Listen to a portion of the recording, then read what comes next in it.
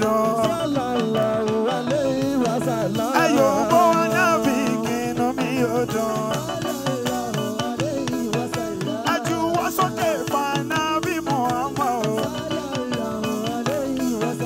Ẹyọ bó ẹyọ bó ẹyọ bó ẹyọ bó ẹyọ bó ẹyọ bó ẹyọ bó. Sallallahu alayhi wa sallam. Tọ́lá àlì bàdìrò àlẹ́yìnà. Mísàlì yàtìlì bàdàlì. Ẹ wá jàbá ṣukuru àlẹ́yìnà. Ẹ pariwo ànábì kínú mi ó dùn. Sallallahu alayhi wa sallam. Oya, ẹ wálé. Sallu linnabiyyi wa sallimu. Sallu linnabiyyi wa sallimu. Usalli ala al-muqtari Taha Muhammadi. Usalli ala al-muqtari Taha Muhammadi. Usallimu alayhi daiman wa uradidu. Ala man jara inda wiladati Mustafa. Atanna fi nurla izalika Ahmadu.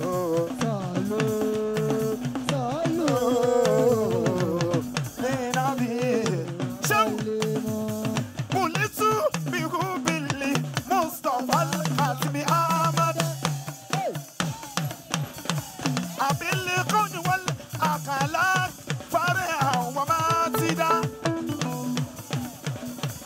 Atani awawu kabula an arifal awa.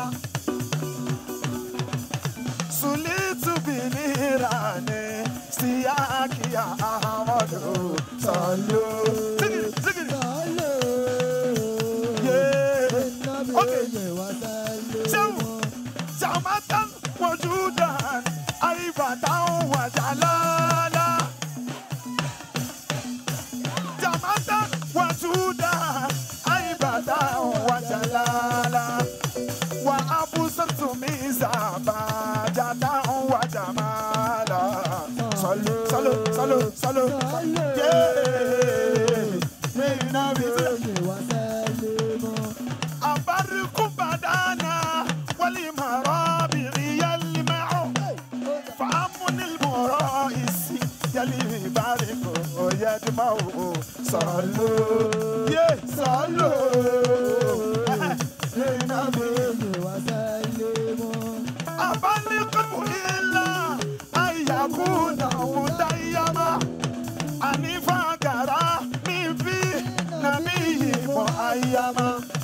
Abitu bilaili simisara na mosida. Lidikiri ladi kodito baba diya wa wadawo. Sallu. Linnabiyyi wa sallimu. Oya subhanaka Allahumma.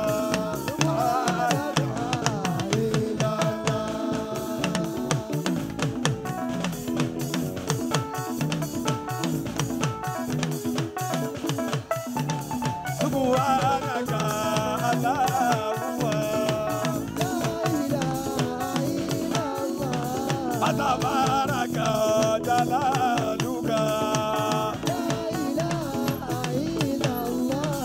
Atazama jamaluka. Wala ilaha gairuka. Àwọn tá ń fẹ́ wá Ọlọ́run fẹ́ wọn. Ọmọra àwọn tó ń kú wa Ọlọ́run kú wọn. Àwọn tó ń fún wa Ọlọ́run fún wọn. Àwọn tó ń fún wa Ọlọ́run fún wọn. Subhanaka Allah.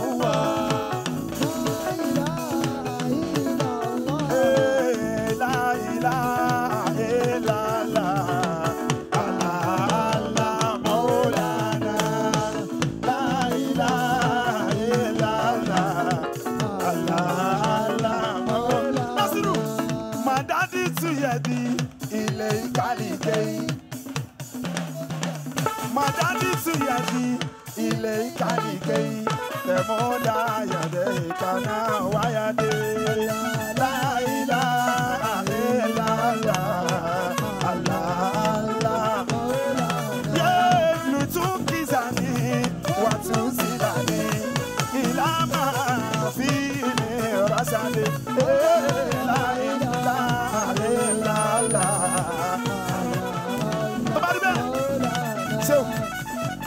سلام عليك سلام عليك سلام عليك منزو الله النبي محمد سلام عليك سجل سجل سجل سجل سجل سجل سجل سجل النبي محمد ولدت بحب المصطفى القاسم أحمد أبي القول والأخلاق فرعون وما تدا أعطاني هواه قبل أن أعرف الهوى سلت بنيرة نستياك يا أحمد سلام عليك سلام عليك سلام عليك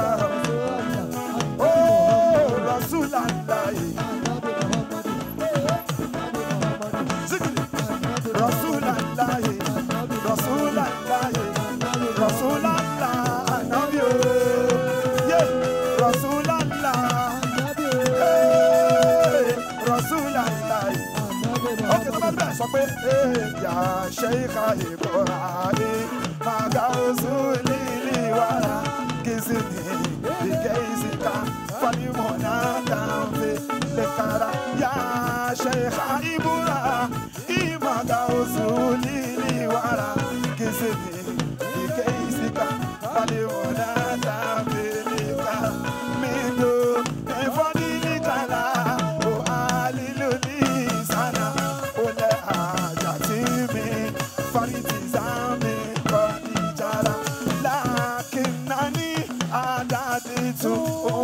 سيدي وفيزاك فلا جاتي مكيدا او صوي بي الله الله كما بي الله الله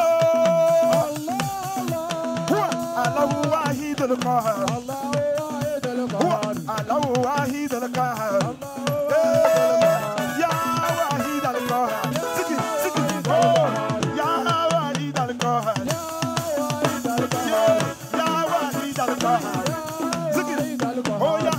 سيد الوجود النبي سيد الوجود oh يا سيد الوجود oh يا سيد الوجود النبي كاشف الغمات النبي كاشف الغمات يا كاشف الغمات يا كاشف الغمات oh يا النبي سيد الوجود oh يا صلى الله عليك يا رسول الله صلى الله عليك يا رسول الله ولدت بحب المصطفى القاسم أحمد صلى الله عليك يا رسول الله oh يا تصوب لا إله إلا الله الله الله لا إله إلا الله صار ما وصل القوانين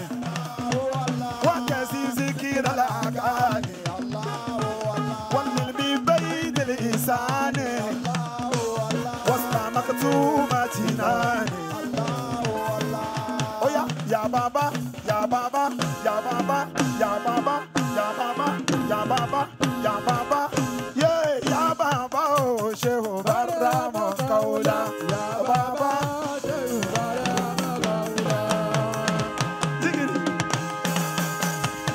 يا بابا شيخ برام قولا الله يا بابا شيخ برام قولا لا لا إله إلا الله لا لا إله إلا الله الله لا إله إلا الله لا إله إلا الله يا من يرى ما في ضميري ويسمع أنت المهاد لكل ما يتوقع يا ما يرجى لشدائد كلها يا من إليه مشيتك ولما فسوا يا مني كذا إن رزقي في قولكم أمنا فإن الخير عندك تسكو لا إله إلا الله لا إله إلا الله لا إله إلا الله لا إله إلا الله ذكر ذكر قبل بقى مولاي صل وسلم دائما أبدا على حبيبك خير الخلق كلهم مولاي صل وسلم دائما أبدا على حبيبك خير الخلق أمي تذكري جيراني بزي سلامي مزاجي تدام جرامي مطلتي بلاني مولاي صل وسلم دائما أبدا على حبيبك خير الخلق أمحبة الرجومي تلقائي كاسمتي وأوبد بركوفي سلفائي دامي مولاي صل وسلم دائما أبدا على حبيبك خير الخلق كلهم. أجو إلي 1 minute dedicated for Maulana Sheikh Ahmad Al-Mukhtar. Ahmadu wa Muhammadu Ali Mukhtaru. Ahmadu Muhammadu Ali Mukhtaru. Ahmadu Muhammadu Ali Mukhtar. Ahmadu Muhammadu Ali Mukhtar. Rasula ila laminata ala Ahmadu Muhammadu Ali Mukhtar. Kalimu Kanada ya Rasulu Ta'ala Ahmadu Muhammadu Ali Mukhtar. Aitemi Omaranare Omelomi Allah Babu komi Saidai Babu kechewa Babu komi Allah Babu kechewa Assalamu alaikum la ilaha illallah Allahu zikr Allahu yeah Allahu sumi kubilmo tafarikatini ahmada abilikoni wala akalan fara wa matida atani awahu qabla ana ali fala awa imamu kun fayakun wan se zikiri yeah Allahu Allahu ولتسومي هو بالمو استطلقتني أحمدا عمل كوني ولا أكلاكي فلا أهوى ما تيدا أداني هواه قبل أنا آلي فلا أهوى هو الله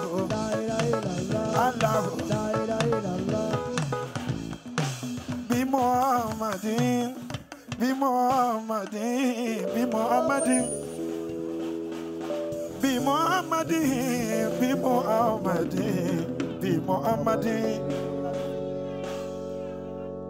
كفا يكون بامي علي شكلا بمحمد كوني دافو اني تو با يومبو النبي محمد بمحمد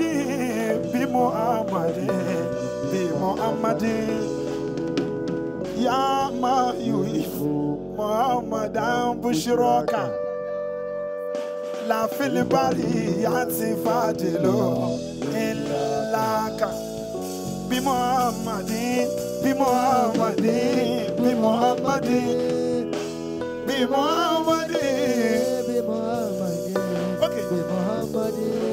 Sabe awa lomo baba alayla awa lomo baba alayla awa lomo baba alayla awa lomo baba alayla ye abu widadu sheyu mukutaru la subhana rabbika rabbil izzati amma yasifun sallallahu alayhi wa sallam.